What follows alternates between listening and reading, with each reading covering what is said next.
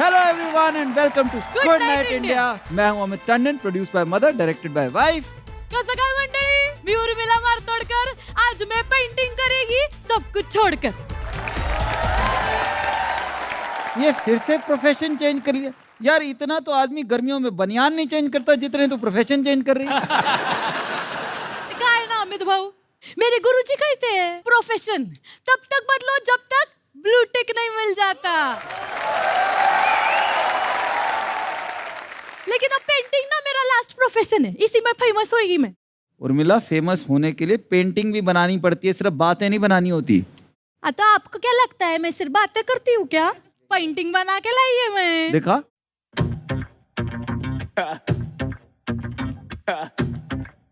सबसे पहली पेंटिंग पता है मैंने किसकी बनाई है? किसकी? आपकी और सोनल भाभी की। अरे हमारी? ये देख। ये इसमें हम का है? ये तो शॉपिंग मॉल लग रहा है अंदर। तो आप शॉपिंग मॉल के अंदर हो ना।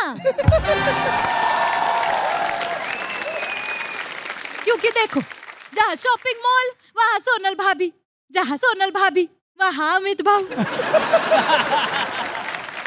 ये मेरी तरफ से गिफ्ट। अब सोनल भाभी को दे देना, उनको अच्छा लगेगा। कभी तो कुछ तो लेकर आए।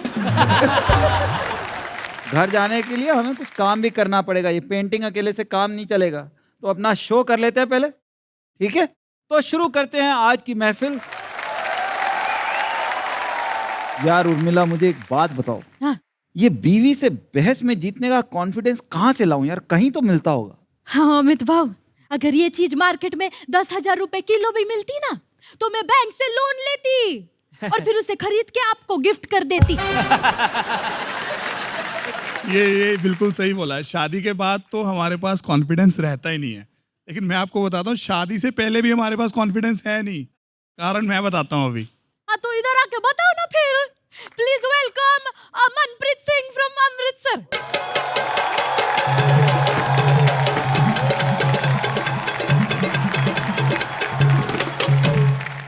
लाइफ में ना एक चीज बहुत जरूरी है कुछ भी करने के लिए, वो है कॉन्फिडेंस, जो कि मेरे पास नहीं है। क्योंकि हमारे घर वाले कॉन्फिडेंस दे ही नहीं रहे यार। आजकल के बच्चों को मिल रहा कॉन्फिडेंस। घर में लड़ाई चल रही है, ये जी डॉक्टर बनेगा, डैडी कह रहे नहीं ये पायलट बनेगा। और मेरे घर में पता क्या बात चलती, मेरे से लिखवा के ले ले, ये बर्तन मांजेगा।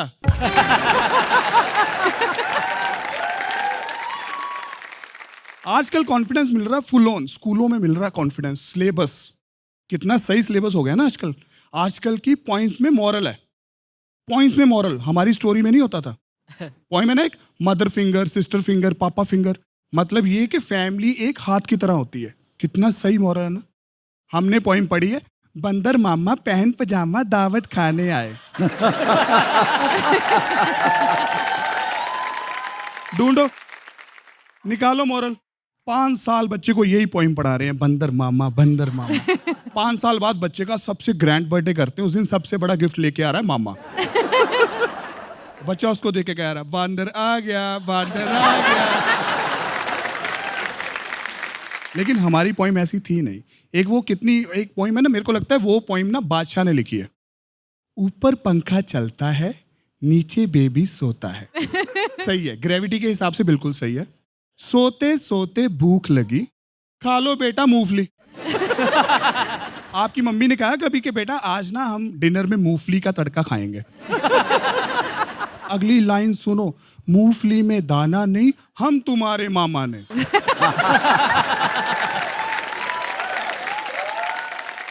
ये सारी प्रॉब्लम मामा के साथ ही है। पहले वो बंदर है, अब रिश्ता टूट गया। अगली लाइन सुनो, मामा गए दिल्ली। भाई पहले देखो तो सही, बच्चे को भूख लगी है बेचारे को। आप सोच रहे हो दिल्ली से मामा कुछ लेके आएगा। मामा गए दिल्ली, वहां से लाए बिल्ली। उसका भूख से बुरा हाल है, मूंगफली में दाना नहीं निकल रहा, मामा बिल्ली लेके आ रहे हैं। अगली लाइन, बिल्ली ने मारा पंजा, मामा हो गया गंजा।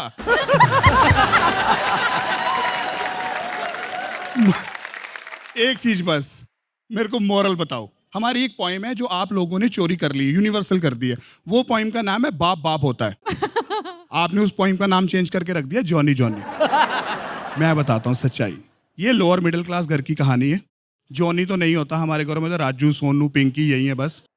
इसमें से ना म्यूजिक बाहर निकालो, सिर्फ लिरिक्स रखो। जॉनी, हाँ जी पापा। तूने चीनी खाई है? नहीं पापा। सच बोल रहा है ना? हाँ पापा। मुंह खोल तेरी।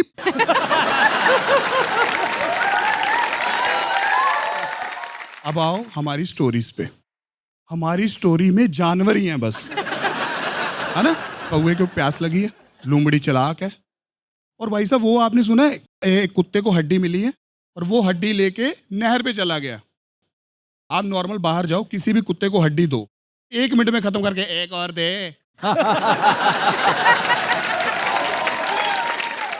यार स्कूलों से निकलो, स्कूलों के बाद ना आप लोग, जो आजकल के लोग हैं ना, उनकी प्लानिंग बड़ी सही है। आजकल के लोग पहले घर बनाते हैं, फिर कमरे बनाते हैं, फिर उन कमरों के हिसाब से बच्चे बनाते हैं। हमारे घरों में 2 ही कमरे हैं, एक में दादा दादी सो रहे हैं, एक में मम्मी डैडी सो रहे हैं। मम्मी डैडी कह रहे हैं दादा दादी के साथ सो जा, दादा दादी कह रहे हैं मम्मी डैडी के साथ सो जा। अब एक चीज कंफर्म है, घर में खुशी आने वाली है। बुआ चाचा के बहन भाई ये नहीं मुझे पता। Okay, that's it from my side. My name is Manpreet Singh. Thank you so much.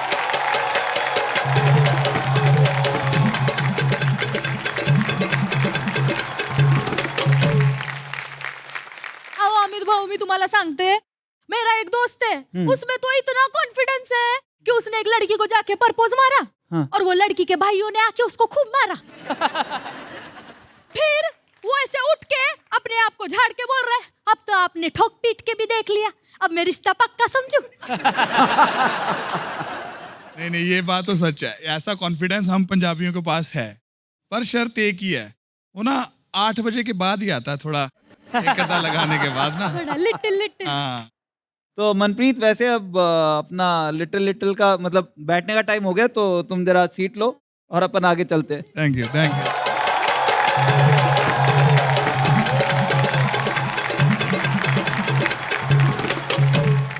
Amit भाऊ, हाँ। आपने वो कहावत सुनी है, हाँ, नाच ना जाने बंदर टेढ़ा? नहीं मैंने वो वाली सुनी है कि अदरक का जाने आंगन का स्वाद। अरे नहीं नहीं, आप गलत बोल रहे हो। हाँ, तो नाच न जाने बंदर टेढ़ा कौन सी वाली कहावत होती है? हाँ तो वो बराबर तो बोली मैं। कैसे? नाच ना जाने बंदर टेढ़ा, मतलब बंदर टेढ़ा है इसलिए नाच नहीं सकता। ठीक है यार, मैं मान गया, तेरी कहावत बिल्कुल ठीक है। हाँ। You are right. सर कहावत ठीक नहीं है, ये उर्मिला जी ने ना अपनी इनविजिबल पावर से अपनी बात मनवा ली है। इस इनविजिबल पावर को मैं बोलता हूँ कन्विंसिंग पावर, और ये यहाँ बैठी हर लड़की के पास है। मैं डिटेल में उधर आके बताता हूँ आपको। ओ भैया की, please welcome Vishal Tyagi from Roorkee.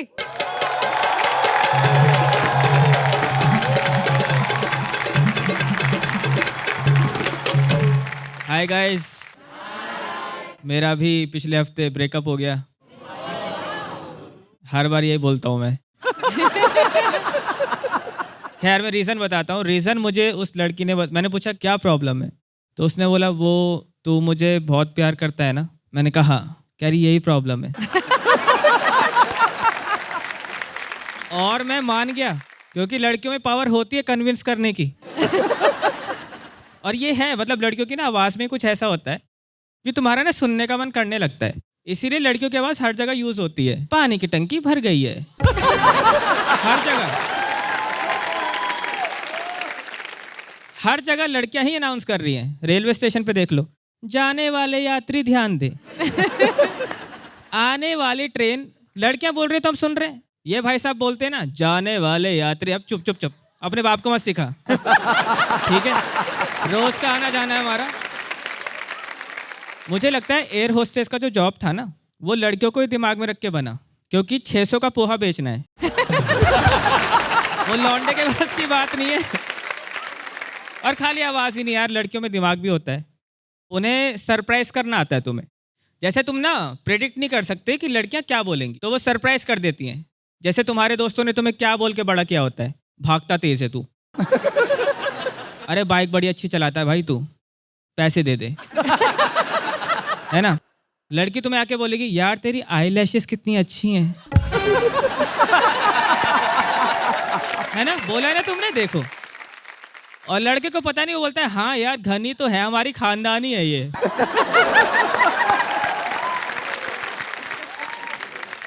कुछ भी बिलीवेबल बना सकती हैं लड़कियां ना, कुछ भी। जैसे मेरी मम्मी ने मुझे विश्वास दिला रखा है कि उन्होंने मुझे पाला पोसा है, सिर्फ उन्होंने। और पापा कोने में बैठ के सोचते हैं कि अरे यार लोन तो मैंने चुकाया है सारा, 8 घंटे मैं घिसता हूँ बाहर, मुझे सर्टिफिकेट कब देगी औरत। इतना ही नहीं यार, मेरी मम्मी ने मुझे ये भी कन्विंस कर दिया, मतलब हम सबको ही, कि वो योगा की बहुत बड़ी फैन है। कैसे? वो योगा नहीं करती कि कौन करे, कपाल भाती, मसाले खरीद लेती हूँ। अंजलि मसाले, योर सिंसियरली। और लड़कियों की आवाज़ में ना कुछ बुरा नहीं लगता। जैसे अगर हिटलर लड़की होता ना तो जूस खुद मरते। कहते कि अगर ये मेरी नहीं हो सकती तो मैं वैसे ही मरना चाहूँगा। Thank you guys, that's my time, thank you so much.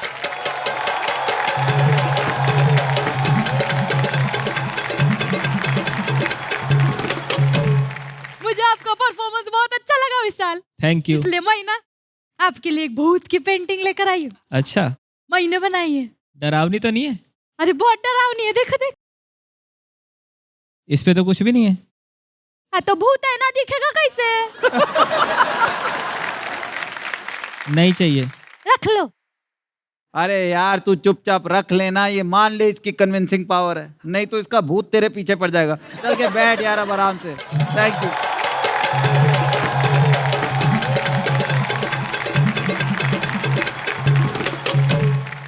Urmila, तुमने वैसे देखा है हाँ। कि इंडियन पेरेंट्स जो है ना, वो बच्चों की बेइज्जती करते वक्त ना टाइम देखते ना जगह, कहीं भी शुरू हो जाएंगे। हाँ, ये तो एकदम सही कहा आपने।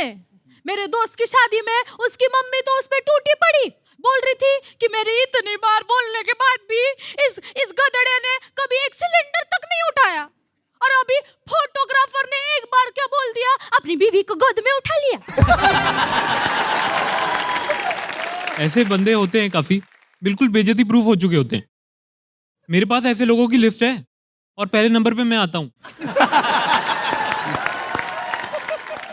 तो एक काम करो, स्टेज पे आओ और ये बेइज्जती प्रूफ लोगों के बारे में थोड़ा सा हमें बताओ। So please welcome Krishna from Uttarakhand.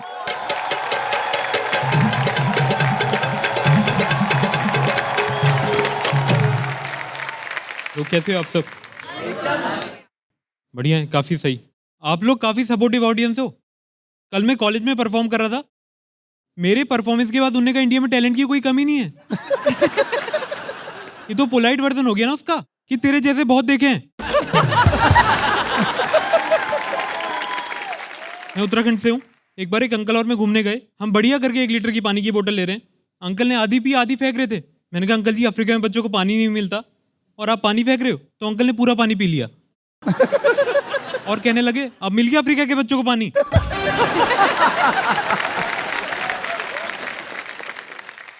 तो ये अंकल ने ना इसके बाद और मार खाने वाले काम करे। नैनीताल में एक दुकान है, आगरा के मसूर पेड़े, वहां कहने लगे जहां मसूर है वहां बेचो ना। यहां तो बिकी नहीं रहे तुम्हारे। उस इंसान ने पेड़ा फेंक के अंकल की आंख में मारा, वो भी दोनों आंखों में, क्योंकि बाय 1 गेट 1 ऑफर चल रहा था।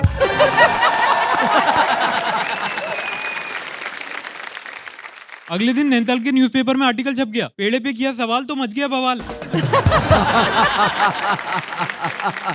अभी मैं ऑटो में आ रहा था और ऑटो ट्रैफिक सिग्नल में रुका और एक पैसे मांगने वाले आए। मैंने उन्हें 20 रुपए दिए तो ऑटो वाले भैया कहने लगे हमसे ज्यादा तो ये लोग कमा रहे हैं। तो मैंने ऑटो वाले भैया को भी 20 रुपए दिए। कहने लगे तुम इतने रुपए बांट रहे हो, तुम क्या करते हो? मैंने कहा मैं स्टैंड अप कॉमेडी करता हूँ। तो फिर ऑटो वाले भैया और जिन्हें मैंने पैसे दिए थे दोनों सैड हो गए, दोनों ने मिला के मुझे 200 रुपए दिए।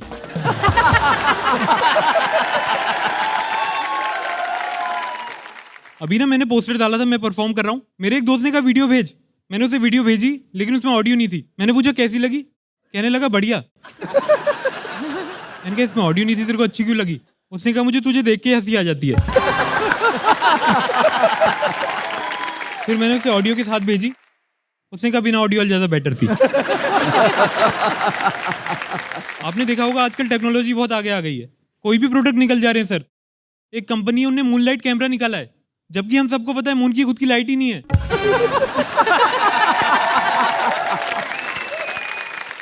तो अभी मैंने एक घड़ी ली है, मैंने कल ऑर्डर की और कल ही वो पहुंच गए।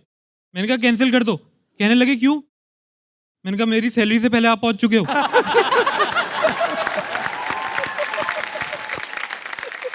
कहने लगे चुपचाप ले ले वरना मेरी सैलरी भी नहीं पहुंचेगी। मैंने कहा बात तो सही कर रहे हैं। मैंने घड़ी ले ली और मैं कहीं जा रहा हूं, ये घड़ी वाइब्रेट हुई, इसमें लिखा है 5000 स्टेप्स कंप्लीटेड। फिर मैं स्कूटी से उतरा।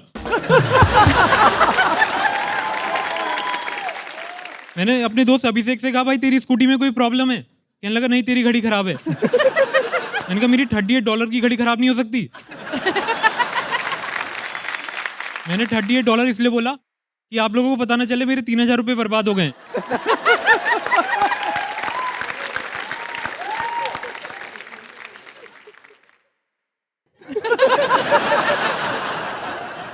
मेरे दोस्त ने सही कहा था, तुझे देख के हंसी आ जाती है। Thank you so much. Urmila, तुम चाहती हो तुम्हारी पेंटिंग महंगी बिके? हो म्हणजे काय? करोड़ों की एक एक पेंटिंग बिक सकती है। काय बोलताय? अच्छा सांगा क्यों? एक काम करना, हाँ, पेंटिंग बना और मर जा। मरे हुए आर्टिस्ट की पेंटिंग बहुत महंगी बिकती है। अच्छा आपको आपके शो की टिकट्स बेचनी है हाँ। करोड़ों में? हाँ हाँ, तो हर कोई चाहता। चाहते हो ना? हाँ, तो फिर एक बार जेल होके आओ। जेल जाने के बाद कॉमेडियन एकदम फेमस हो जाते हैं। यार ये जेल और पुलिस वाली बातें मत करो यार, मुझे बहुत डर लगता है। तुम बैठो, मैं बताता हूँ क्यों।